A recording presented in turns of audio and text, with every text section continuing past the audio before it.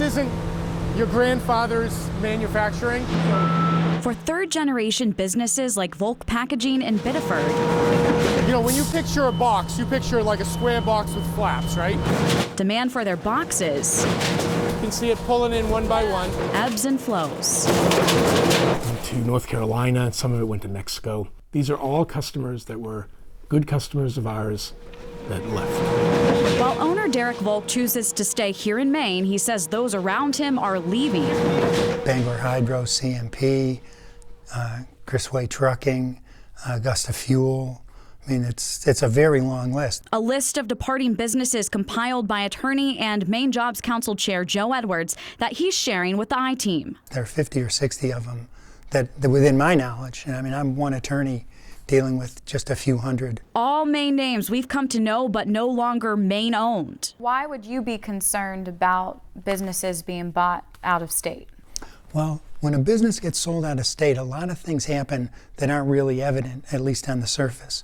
Typically, the top salaries are eliminated.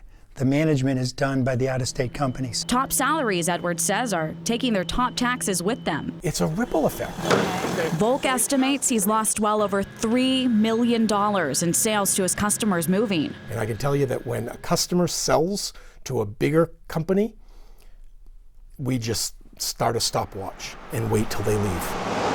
He believes Maine's taxes, workers' comp, high labor costs, and paid family leave are some of the reasons businesses are moving their headquarters out of state. That makes it very difficult for businesses to be competitive. The I-Team brought these concerns to the commissioner of Maine's Department of Economic and Community Development, Heather Johnson. We love local headquarters. You know, we have great companies like IDEX and LL Bean. It turns out the state does not specifically track acquisitions of Maine businesses. So we asked the commissioner about that list Edwards is keeping. When you see a number of businesses that are leaving the state, being acquired by out-of-state companies, is that a concern to your department? Obviously, as companies move, we're always concerned. We don't want anybody to leave, and we want new people to come. So we never want to see that. But we also see a lot of growth. You know, we have 15,000 net new companies last year.